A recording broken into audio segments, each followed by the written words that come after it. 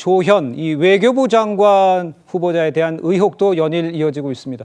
조 후보자 배우자가 이 재개발 지정 몇 달 전에 도로 부지를 매입해서 약 10억 원의 시세 차익을 남겼다. 이 부동산 투기 의혹이 있었잖아요. 또 여기에 아들 부부가 이제 아파트를 살 때 조 후보자가 자금을 지원해서 이른바 부모 찬스 의혹도 불거졌습니다.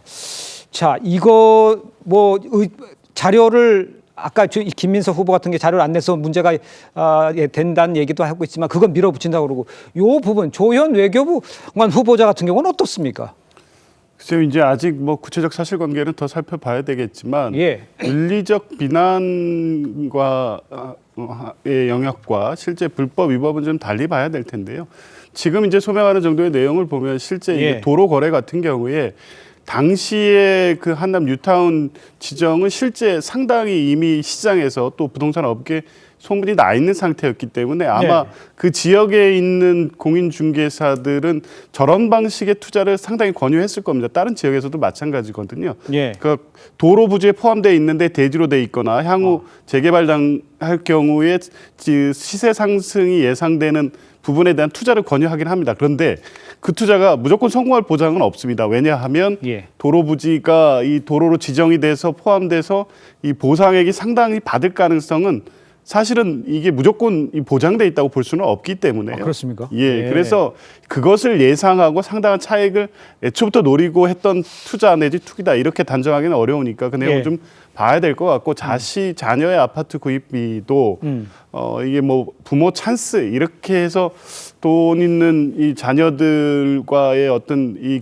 괴리감을 느끼는 국민들이 일부 있을 텐데 그게 법적으로 증여세 처리라든가 이 증여하는 과정에서의 다른 문제가 없다면 이 국민들의 시선에서 좀 다소 불편한 것과 이 장관 자격을 하는 데 있어서 그 자질의 문제는 별개의 문제니까요. 아마 청문회 과정에서 국민들께 좀 소명해서 지금 제기되는 의혹을 좀 풀어야 될 과제가 후보자 본인에게 있다고 봅니다. 네, 이현정 의원님.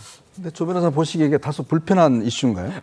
아까 우리가 부동산 문제 이야기를 했잖아요. 아빠 찬스 없으면 이제 집을 못 가지게 되는 오늘 정책을 이재명 정부에 실시를 했습니다. 그러니까 조현 후보자 같은 아버지를 두지 않으면 부모를 두지 않으면 정말 월급을 차근차근 모아서 할 수 있는 집을 구할 수 있는 길이 다 막혀버렸어요. 자, 그런 후보자가 지금 장관 후보자가 되는 겁니다. 자, 이재명 정부의 장관, 외교부 장관 후보자가 되는 거예요. 근데 이게 단지 법적으로 문제가 없다고 해서 괜찮다라고 이야기를 할 수 있는 문제인가요? 아주 저는 이번에 이 부동산 문제에 대한 규제와 조현 후보자가 정말 아들한테 6억이나 7억을 갖다가 편법 증여를 해주고 집을 사게 하고 60평짜리 집을 사게 하고 했던 과정을 보면 그러니까 결국은 이 정부의 핵심 인사들은 그렇게 해서 집을 가지고 아들에게 집을 사주는데 우리 서민들은 못 사주잖아요. 그러니까 부동산 규제 막혀 있잖아요. 대출 안 되잖아요. 근데 그런 사람을 지금 장관 후보자 냈는데 법적으로 문제가 없다라고 강변을 하면 우리 국민들의 심정은 어떨까요? 그것도 저는 이 정부가 살펴봐야 된다는 생각이 듭니다. 알겠습니다. 말씀하실 기회를 드릴 텐데 지금 말씀하신 이 부모 찬스에 대해서 조현 후보자가 외교부 차관이었던 그 시절에 이 부모 찬스에 대해서 비판의 목소리를 냈던 게 이게 지금 다시 회자가 되고 있습니다. 한번 들어보고 이야기를 나눠보겠습니다. 부모가 아파트를 사준 경우와 그렇지 않은 경우 이게 캐치업, 따라잡기가 굉장히 어렵게 돼버렸습니다. 우리 사회가 점점 신분이 고착화되고 직접 들어보셨지만 해당 발언은요 2019년 2월에 나왔습니다. 그런데 같은 해 12월 그러니까 10달 뒤에 조 후보자가 아들 부부에게 이 아파트 구입 자금을 지원한 이런 모양새가 된 거예요. 그러니까 내로남불 아니냐 이런 비판이 나올 수밖에 없는 상황이 돼버렸네요. 그러니까 저는 그 좌파에서 이제 중요한 직책을 맡으시는 분들이 그전 이제 문재인 정부 때부터 이런 그 내로남불, 그다음에 위선, 말은 정의롭게 하는데 행동은 정반대의 모습. 외고 뭐 이런 거 안 된다고 하는데 자녀는 외고 보내고 뭐 그런 김민석 후보자 때 하고 이제 기시감이 굉장히 저는 강하게 들어요. 김민석 후보자도 등록된 재산은 2억 원이래요. 근데 서민들은 꿈도 못 꿀 생활을 영위했어요. 해외 유학만 본인이 3번을 갔고 자녀들도 고액의 학교 다니고 또 고액의 또 유학을 보내고 그렇게 사실 뭐 몇 억씩 막 그 현금 받아들이고. 근데 이분도 재산 신고한 거 보면은 아파트 한 채, 그다음에 대지 1억 원대 이거밖에 없어요.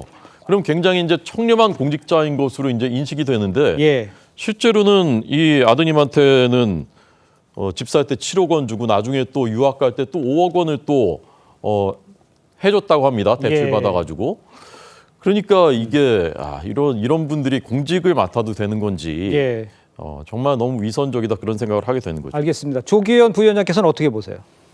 글쎄요. 뭐 이제 추가적인 소명이 필요한데 이거를 지금 어제 나온 집값 대책과 바로 연결시킬 문제는 아니라고 보고요. 왜냐하면 이 대출 규제는 대출로서 집을 사면서 그게 다시 연계해서 집값이 계속 상승하는 이 악순환의 고리를 끊겠다는 것이고 장기적으로 그걸 통해서 집값을 안정화시켜서 실제 이 서민들이나 예. 20, 30대가 수입을 통해서 집을 살 수 있는 구조를 만들겠다는 것이기 때문에요. 지금 당장의 대출 규제 문제를 조현 후보자 자녀의 문제로 바로 연결시킨 문제는 아니라고 봅니다. 알겠습니다.